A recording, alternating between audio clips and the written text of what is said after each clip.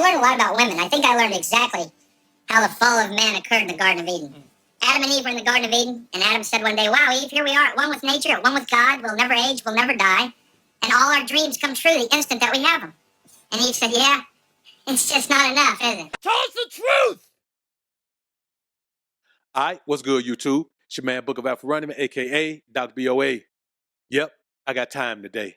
Most women are beggars. They're poor, they're broke, they're beggars. They won't accept how hard life is, and they won't humble themselves enough to meet a man and say, listen, I will value you and your input into my life. I promise you I will. And I just can't make it by myself. So I want to be in a relationship, and I want you to teach me how to be the woman that you need me to be for you. That's all a woman has to say. Of a single mom said that there's men out there that she will want that would take her on. A young woman who just started school, just started college. Yes, a man would take her on. All a woman has to do is say and show that she is willing to follow a man, and her life will be different. Because the majority of these women out here, they are not getting to the money like that. They're not getting to the money like that. Now, some women are. I ain't gonna lie to you. Some women are. But it's just as easy to meet a woman who got a lot of money, and she got that from divorcing a rich man. Plenty of women, they have what they have because they used to belong to a man. And for me, for one, I can't enjoy that. And what we're going to listen to in this next clip, we're going to listen to a woman who tries to rationalize not appreciating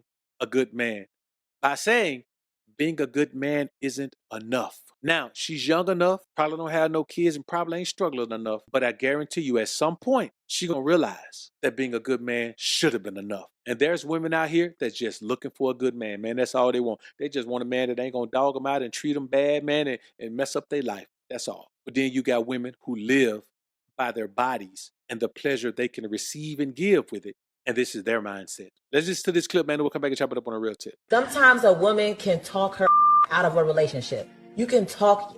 We do that. Yes, we will talk. I'm gonna say something, and this might ruffle little feathers. I don't think just being a good man is enough to stay in a relationship with them. But when I say a good man, I mean like he's good. That means all around. That means himself, spiritually, mentally, physically. That's great. Healthily, like he's a good man. That doesn't mean that he's the man for you. Come on, man. Hey. You're not complete going on. You heard me. The hell? Niger women. The standard is high. If you're not made right now, move. And maybe when you're going through these motions of getting to know him, you're realizing, okay, he's a great person, but honestly, I don't fuck with his humor. Like, he could be funny, but he's not funny to me. And that's why a lot of modern women are getting 40 with 4 cats and no man, because maybe that's he's a good man, but because he's not funny, you gotta throw that out. Bro, I want you to understand that woman was dead serious when she said that you can have everything together, and a woman still will not be satisfied because you're not funny. Means you won't funny, go to a comedy show. I ain't got to be no comedian. What you talking? Listen, bro, this woman said you could be good in every area, but she won't deal with you because you're not a comedian, bro. I want y'all to understand something, man. This is the Americanized woman. This is what you're dealing with. And this is what you're gonna deal with. I don't know how many of you guys still want to keep dealing with this and chasing this and being out here, man, doing all this dating and trying to deal with this shit, man. Y'all crazy. If you're out here in the dating game in America with these Americanized black women, bro, you crazy. Something's wrong with you. You have low self-esteem. You don't love yourself. Or you trying to pay all of them back for what that one woman did to you. Bunch of you guys out here, y'all hurt. Y'all still hurt by the woman you trusted. And I'm telling you, get over that shit, man. It was one woman that you trusted. Get over it. You don't owe these women nothing. You owe her something.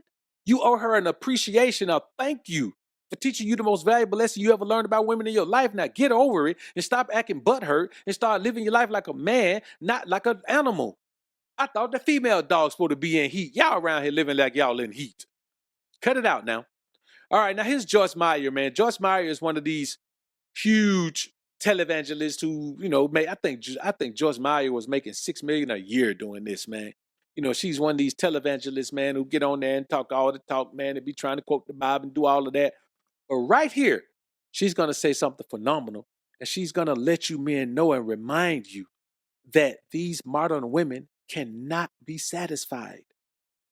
They want so much that they want shit that don't even exist, but they still want it. Everybody heard about the new store in New York City? It's called the Husband Store. And you can go there and shop for a husband. There's 6 floors in this store. You can only visit each floor one time, though. And each floor you go up, the value increases. You may choose any item from any particular floor, but you can go up a floor, but you cannot go back down. So there was a woman who went to the husband store to find herself a husband. On the first floor, the sign on the door read, "These men have jobs." That sounded good. These men have jobs. Floor 2 says, "These men have jobs and love kids." Floor number 3 said, "These men have jobs, love kids, and are extremely good looking." Wow, she thought, this is sounding pretty good, but I'm compelled to go on to the next floor. Well, she does go to the 4th floor, and the sign reads, "These men have jobs, love kids, are drop dead, good looking, and they help with the housework." Oh, mercy me, she said, I can hardly stand it. Still, she said, I've got to go on. She went to the 5th floor. "These men have jobs, love kids, are drop dead, gorgeous, help with the housework, and have a very strong romantic streak." But she couldn't stand it. She decided she had to just find out what was on floor number 6. Floor number 6 said, "You are visitor 31,456. To this floor, there are no men on this floor. This floor exists solely as proof that women are impossible to please." Now, they laughed about it. You saw how they laughed about it? It was funny to them. That's how women take life. Nothing is ever good enough for them. Even though the majority of women who have a man, they have a man above what they deserve. If you're a hardworking man and you go to work and you come home, man, you try to provide and protect, you're probably more than your woman deserves. You understand? If you have a woman that don't do nothing but sit at home, man, bro, let me tell y'all something. Cooking and cleaning for a woman in America, I don't want to hear that shit that she doing something great. That ain't nothing. That ain't nothing, brother. Because everything that she cooking, you went to the grocery store and bought it. All she got to do is go in the refrigerator. Or you paid for it. Even if you didn't go to the grocery store, you paid for it. All she got to do is she ain't have to plant netting. She ain't have to grow netting. She ain't have to harvest netting. She ain't have to slaughter netting. She ain't have to do none of that. Women in America have it easy. You go to some of these other cultures. Go to some of these Asian cultures or some of these South America, Latin American cultures. Go to some of these African cultures. You will see that those women had to ground their own meal up to make bread and their own flour. Those women had to go out there, man. They had to go into the chicken coop and get eggs out of there. You want some chicken? That woman got to go out there, man. She got to cut that chicken neck, bruh. She got to feather that chicken. She got to take that chicken, man, and take it from a clucking around feathered bird to on the plate, bruh. You go to some of these cultures, man, these women still washing clothes by hand. All your woman got to do is throw that shit in the washing machine, let it wash, then throw it in the dryer. Then you come home, it's still a pile of clothes in there. She ain't got to do that but fold it by hand. She can't even fold it.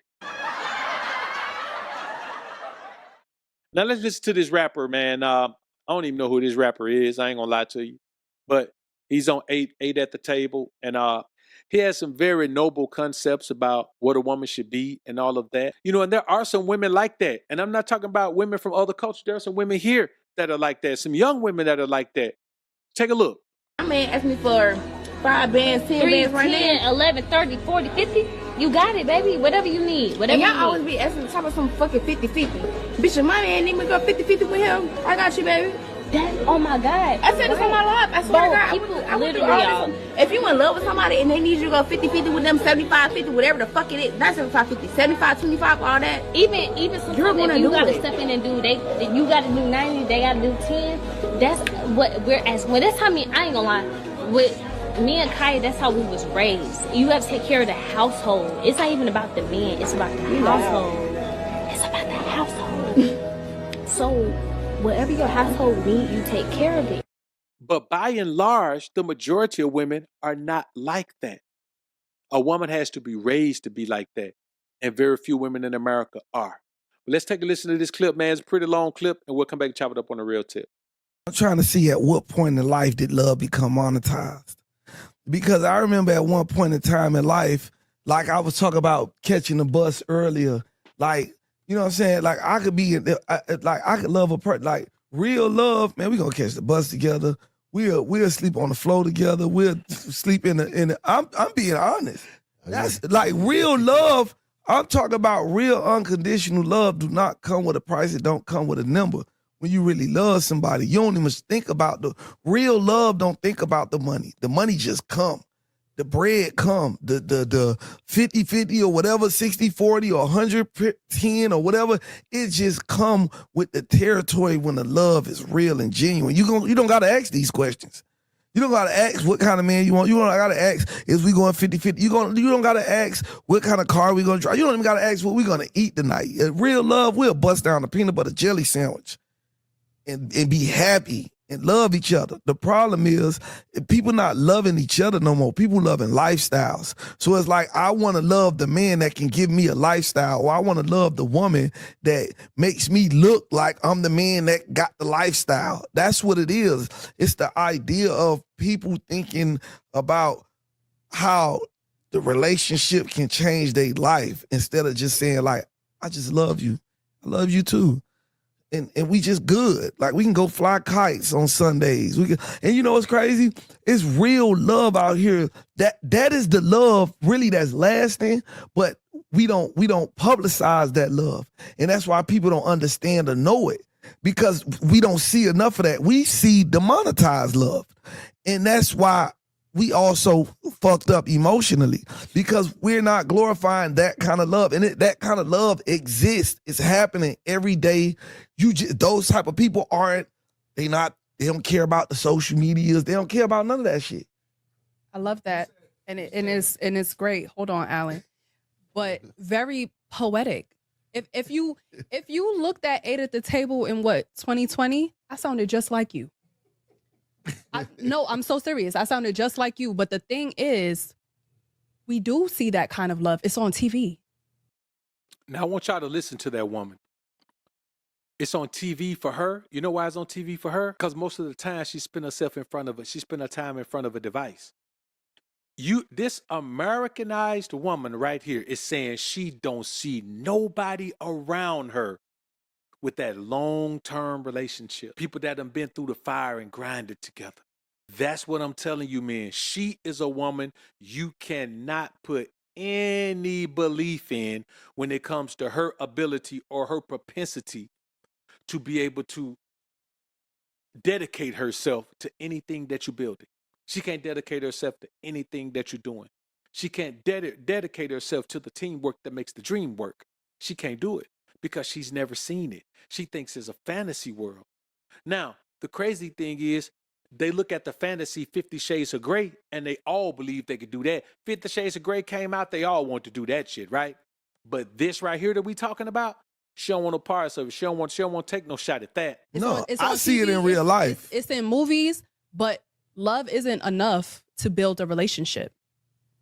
It's not enough. Why not? Love to build it? How love ain't enough to build a relationship? There's so much other factors that need to work other than just love. Like, we can love each other. We could be in love. You know what? Let me tell you something. You know how Future said? You know how Future say it was the love for my grandmama that made me want to do better. Love will activate everything else in you, baby girl. Love will activate that hustle love, because I love you so much. Even though I love you so much that you're sleeping on this floor with me, girl, I'm going to get us off of this floor. I'm going to give you everything in the world that you want. Or, you know what I'm saying? Love is, it activates that dog in you. You know what I'm saying? If you and that person love each other, man, y'all love each other so much that y'all want to see I love you so much. I want to know everything about you, all your wants, all your needs, everything you want. And I want to help bring that to life. Love is more than enough to build. Love is an intense, deep feeling of affection for somebody. And an intense, deep feeling of affection for somebody can make you motherfucking do some strange things for them. Now, I want y'all to understand something, bro. When you hear this woman and she looking at it like that, man, that's what I'm telling you. It's funny that a woman would say it takes all of these other things to be in place. But I ask you, how many of those things is she bringing? You know, they say they don't have to bring shit to the table. And you got these suckers out here talking about a woman is the table. So a woman wants everything to be in place, and she don't have to bring nothing. You understand me? She don't have to bring nothing. She want to slide in on a finished product and just enjoy the fruits of your labor. Man, I wish I would let a woman slide into my life and don't contribute nothing and just enjoy the fruits of my labor. Baby, this is my labor. This is the fruits of my labor. You better show me some labor, then you can enjoy some fruits. A woman got to come in and show that she can contribute to the process of your progress, man. And if she ain't willing to do that, or if she can't do that, man, you got to make sure you keep her ass on the outside looking in, dog. I'm talking about through the fence. Trust me. So here's what I want y'all to understand, man. I really do believe that men in America must understand that the majority of women have this mindset.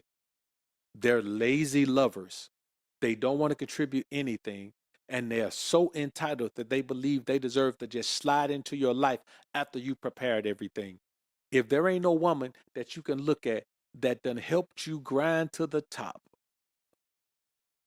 then you just ain't gonna never have no woman. Unless you go somewhere else and get a woman who just done saved herself. That's the next best thing. If a woman who hasn't saved herself for you, she got to come through the door, man, providing some type of positivity, some type of positive input, rather, some type of benefit to your situation. Otherwise, you just taking on a fucking financial burden. Man, I'm gonna be honest with you. I don't want to take on no financial burden. A financial burden that can't possibly turn into any type of return on investment, bro, I don't want that. That's a financial burden. That's not a financial investment. Y'all around telling me y'all investing in a woman. Invest in what? You ain't investing in her, bro. You taking on a financial burden. Investments have a definitive expectation of return. There's a definitive RIO expectation when you make an investment. When you take on a financial burden, you know it's just money out with no money in. And that's what a bunch of y'all doing. So if a woman believe that she deserve for you to have it all together when she show up, have it all together. And just don't let her access it. Because that's what she deserves. She's a user. And if she's a user, you better refuse her.